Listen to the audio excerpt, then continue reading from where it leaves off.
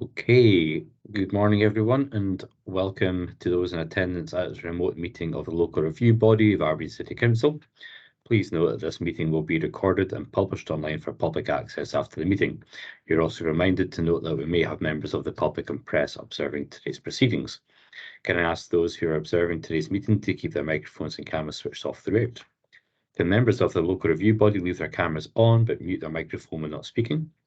As the local review body contains quasi-judicial business, members are reminded that it should not leave the meeting during consideration of any of the reviews. The meeting has been convened in response to a request for the review of the decision taken by the appointed officer under the Council scheme of delegation. Members of the local review body have before them copies of the relevant documents as listed in the notice calling the meeting. I will now ask Mr. Masson, the Assistant Clerk, to outline the procedure to be followed in the conduct of this review and to take a roll call of all members present. Mr. Masson. Thank you, Chair. Members have the procedure note which was circulated with the meeting papers and is intended to set out the wider framework within which the review process operates. From this, it is clear that the first task for the review body is to come to a decision on whether the review documents contain sufficient information for the case to be determined without further procedure, and by that it is meant without further information or representations. To assist, I feel it would be helpful to mention the following.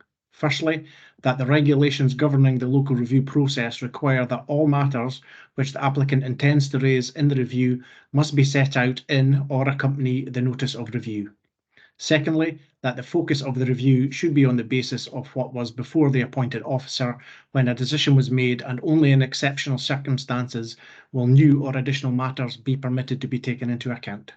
Thirdly, to note that the modernisation of the planning system, which included revisal of the planning appeal process, of which this local review body is part, removed the previous right on the part of an applicant to insist on a hearing and replaced that with the local review body, providing them with the power to choose a procedure which more accurately reflects the facts and circumstances of the individual case. And lastly, that guidance issued by the Scottish Government's Chief Planner in 2011 stated that views by local review bodies should be conducted by means of full consideration of the application afresh. This review should take the form of a structured discussion led by the chairperson to consider the matter set out in the notice of review before you, and I would conclude by drawing your attention in particular to points 10 to 12 of the procedure note. And just to confirm, in terms of attendance today, we have Councillor McRae, who will be chairing the meeting, Councillor Clark and Councillor Cook. Thank you. I'll now hand over to the Chair. Thank you very much. So turning to consideration of the review in respect to the decision to refuse the application for the change of use of a flat to short-term let accommodation with maximum occupancy of 4 people at first floor right, 13 Fraser Road, Aberdeen, AB 253UD, planning reference number 230572. We will now hear from the planning advisor in attendance, Ms. Lucy Green, who will provide us with a brief description of the application proposal and a reminder of the reasons why the application was refused. I point out that Ms. Green attends today's meeting to provide us with the necessary professional planning guidance because she has not been involved in the early consideration of the application under review. Ms. Green will not, however, be asked to express any view on the merits of the proposed development, and in effect her role will be a neutral one involving the provision of factual information and guidance only. Ms. Green. Thank you, Convener. I'll just share my screen and just say I have lost my signal a couple of times this morning in a meeting, but it has come back again each time, so hopefully that won't happen. Right, just a moment.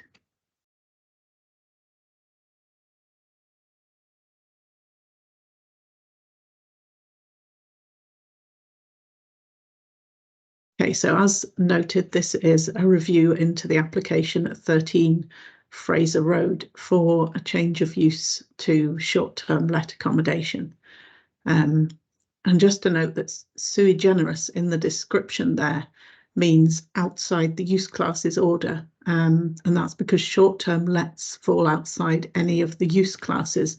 They're not a residential use, and nor would they fall into the same class as hotels and hostels. The review's been submitted with all the necessary information within the time limit of 3 months following the decision of the appointed officer, and the applicant has indicated that there are no new matters within the submissions, In terms of procedure, the applicant has expressed the view that the review may proceed on the basis of the information submitted. So I'll continue to provide some background information before handing back for members to decide how to proceed. So turning first to the location of the site, it's here on Fraser Road, Hutchins Street, just down here, and that's George Street to the east there.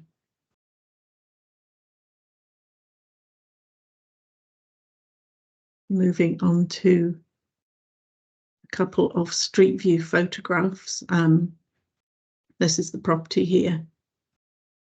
And as you can see, it's a 2.5-storey granite tenement. The first floor flat is the application site, and that's those windows. There's also a window to the rear.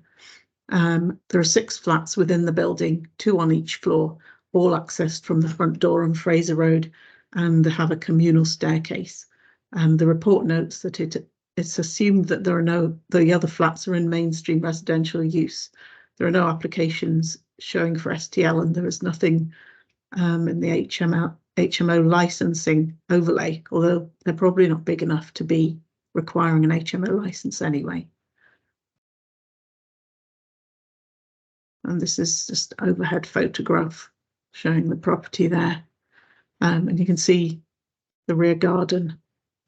So to the front, there are flats in Fraser Court, and to the rear, flats on Holland Place, and then the car park and Holland Place itself. So in terms of the floor plan on the first floor, 2 double bedrooms, kitchen, living room, and a bathroom. And the flats currently in residential use would obviously change to a short-term let. The applicant advised that the maximum occupancy would be for 4 people with a minimum stay of 3 nights. And the form submitted states that the average stay is 4 to 14 nights with no limit on the length. It would be a short-term let on a permanent basis. And the applicant stated that there's a lock box for key access with check-in between 1 and 6 p.m. and check-out 10 to 11 a.m. I mean, obviously the planning process wouldn't control that, but that's in the submissions. Customers would utilise the existing on-street waste collection for the residential flats. There's no off-street parking associated with the flat, with on-street parking being within the controlled parking zone that covers the area. And the report of handling states, as I said, that there are no other STLs in the building. So the reason for the refusal of the application was that this is, although it's within a mixed-use area zoning, this particular sort of sub-area is predominantly residential, and that it's quiet.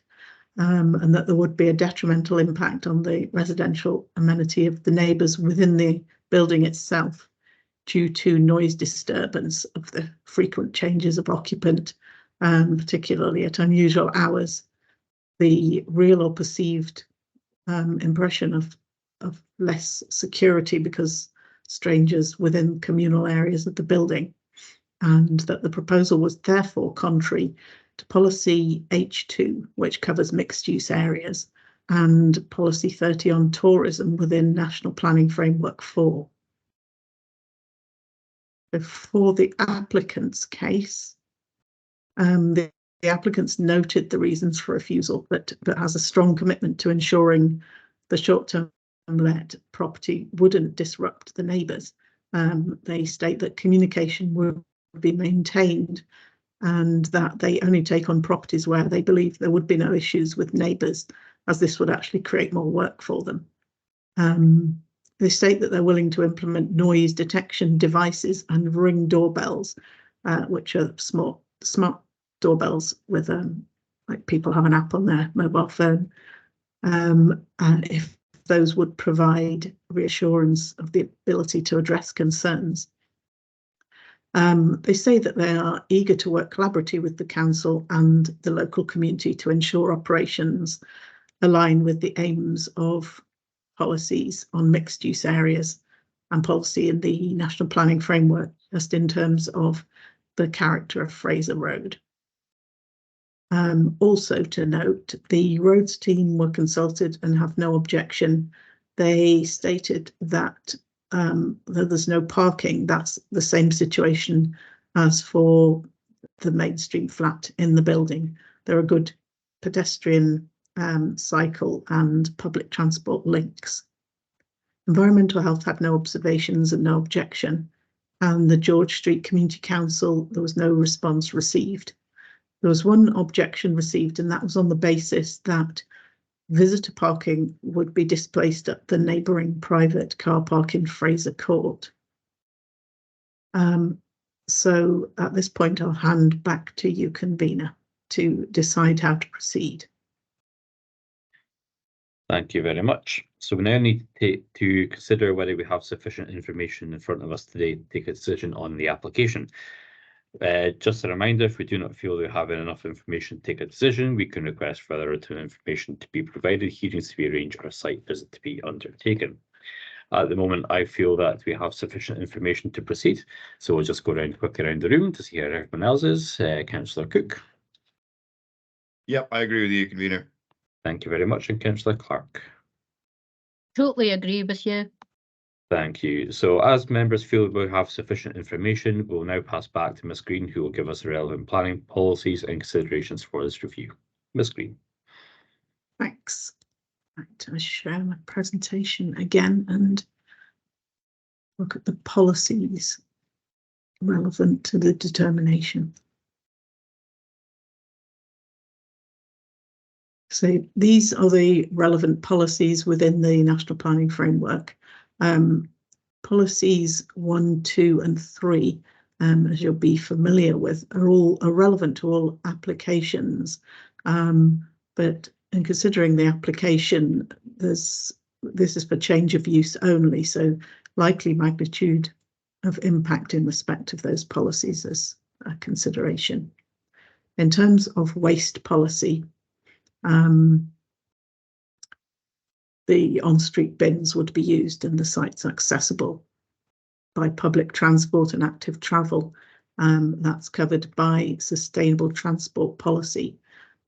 Policy 30 was used by the case officer as the basis for refusal. I'll have a look at that one on the next slide in a bit more detail.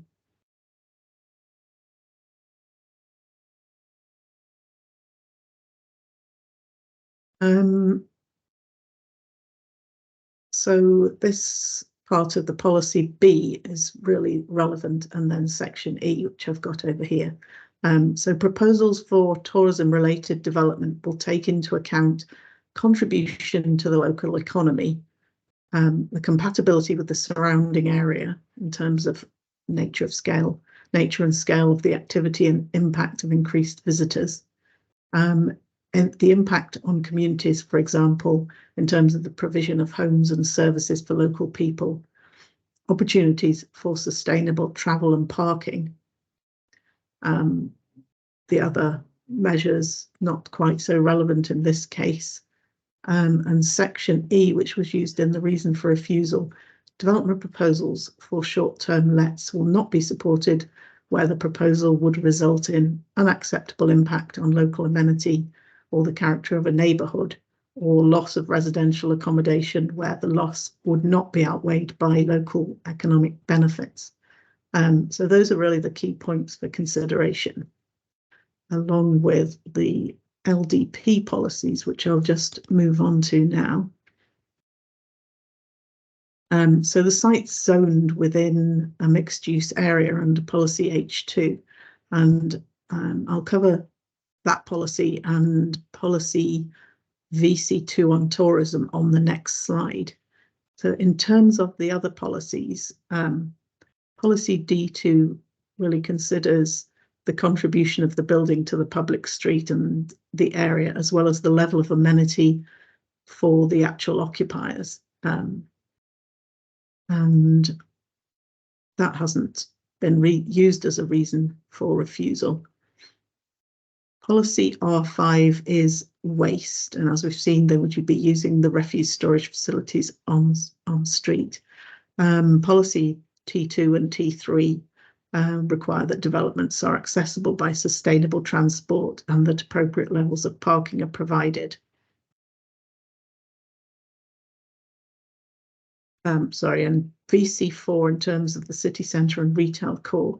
The city centre boundary is just on Maberley Street to the south of the site, the LDP city centre boundary, that is.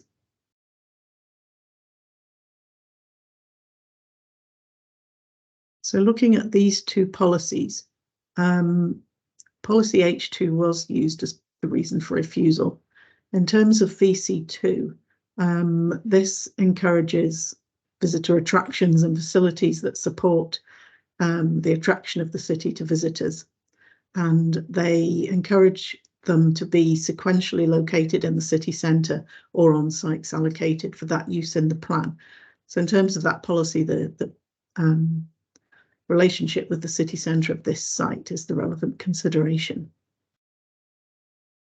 On policy H2, changes of use must take into account existing uses and the character of the surrounding area and avoid direct conflict with those adjacent uses. So where new,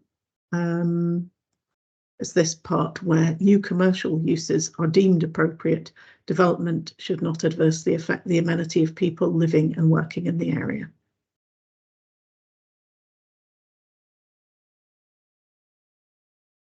So just moving on now to the Scottish Government's research and publications on short-term lets, which are referred to in the report.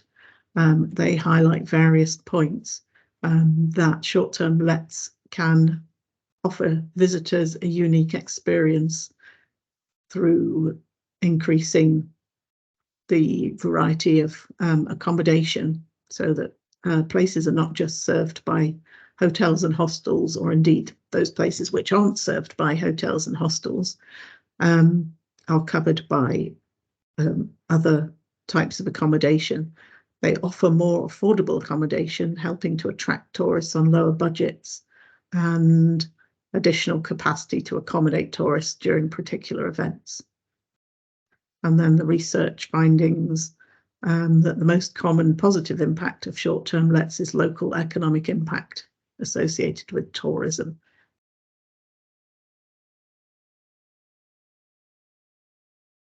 And a reminder of the primacy of the development plan in determining planning applications. And that's obviously the Local Development Plan 2023 and National Planning Framework 4. So all applications should be determined in accordance with the development plan policies unless material considerations indicate otherwise. The basis for this determination finally would be the zoning is covered by policy H2 mixed use areas. Impact on amenity is covered by policy H2, VC2 on tourism, and policy 30 on tourism. The appropriateness of the location for a short-term let and the impact on local economy. So overall, does the proposal comply with the development plan as a whole, or other material considerations that would justify a decision otherwise? Thank you. Thank you. Do any members have any questions for Ms. Green?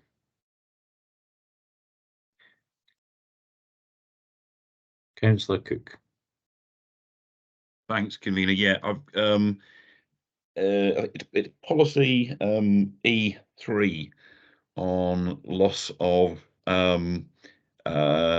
existing residential accommodation unless that's outweighed. If we had an application, this one, as I understand it, is currently just a normal flat. Yeah. And it's being changed to short-term let. Would that make a difference if we had, for example, an existing short-term let that's now just going through the new procedure where you wouldn't be losing existing residential accommodation? if that makes sense. Would we treat them Um, differently? Well, you still need planning permission for the existing short-term lets, although I suppose in terms of the availability of housing, it's not maybe making a difference. I mean, in those situations where that's a concern, obviously there's the option to put a condition on to make it temporary, a temporary use. And that's what we do, maybe if that was the only concern. And is it okay if I come back? I've got a couple more. Yeah, sure. Yeah, it's to do with the zoning, where, as you say, Mabley Street is the boundary for the city centre. I'm just conscious that at PDMC last week we approved a short-term let application in down in Ferry Hill in Albury Mansions, I think it was, and I reckon that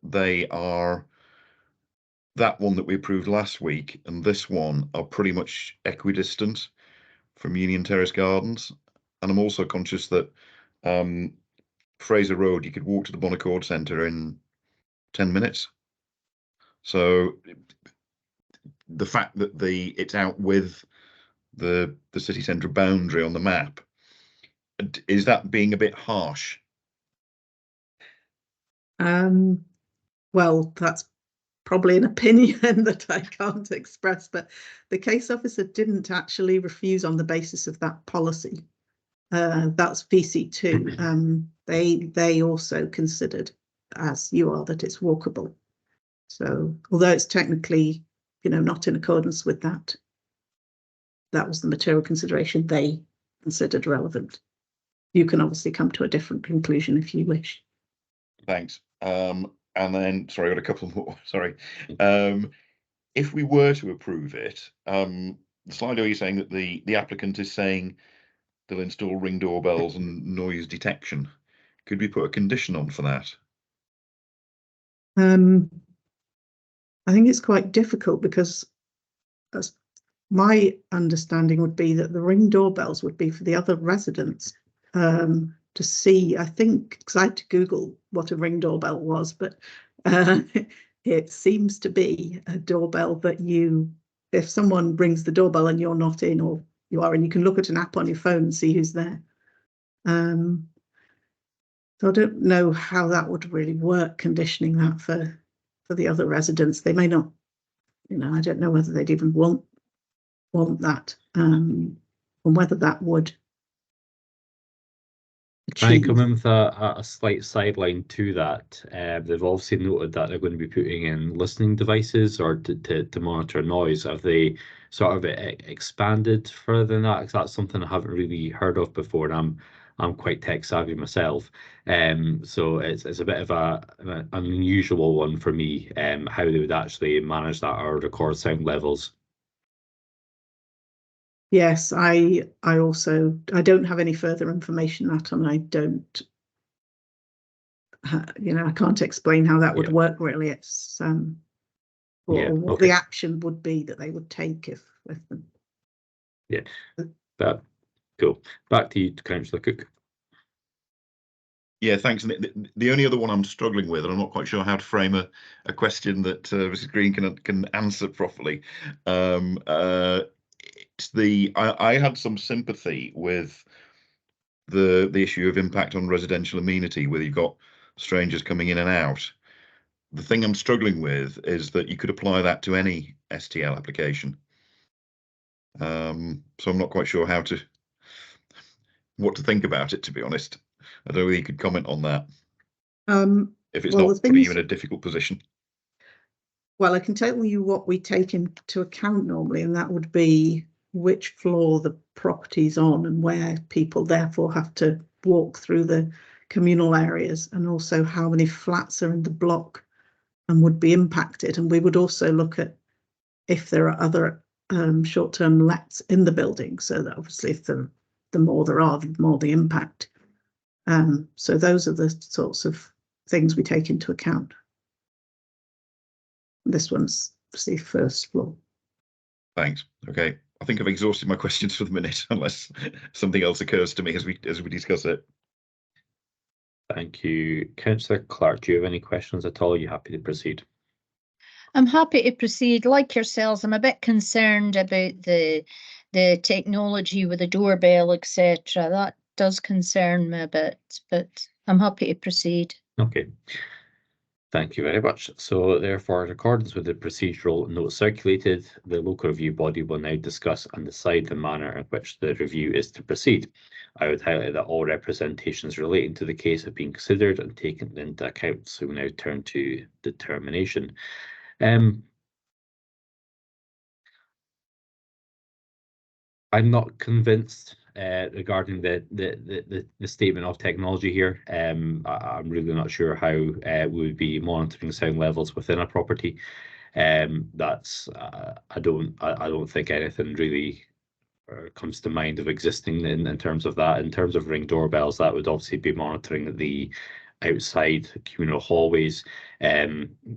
Yes, the applicant could put one onto their house to monitor who's coming in and out, but then I would feel that, you know, for any sort of resident, other residents within the property, everyone else would there have to install Ring doorbells to monitor what's going on. So I think that's a bit of a, personally, I feel it's a bit of a red herring to this application in terms of that. Although a Ring doorbell would be, you know, it's not something we can enforce, but if that's something that what the applicant wanted to put into their property to monitor people coming in and out, then that's completely up to them. In terms of policy H2 with mixed-use areas, this is quite a predominantly residential street. There is one or two businesses along there in terms of tyre fitters and things like that, but it is a primarily residential street, and I'm not aware of much other STLs that have come through the process have been mentioned along that street. So this is obviously a new application into this building. So I do have some concerns around the amenity of other residents within that block. Happy to go around the room if anyone, Councillor Cook. Yeah, I have to confess, I thought this was quite a difficult one, because what I didn't want to do was to be mean to the applicant, but I don't feel desperately strongly that we should overturn the officer's original decision. I think it's not without merit, but it's not screaming at me that we should overturn. Yeah. Councillor Clark. Likewise, I'm finding it hard to get around this one. It's a mainly residential area. I don't think I've seen enough to say that it should be overturned, if I'd be totally honest. And that's my view on it. Thank you, members. Are we all in agreement that we are happy to uphold the officer recommendations at this time to refuse this application? Yeah. Yeah. Okay. Thank you very much. Therefore, the local review body has therefore agreed to unanimously uphold the decision of the appointed officer, and the application is therefore refused. Thank you very much, members. That concludes today's local review body. Thank you very much. Thank you. Cheers. Thank you very much. Bye now. Bye. Bye.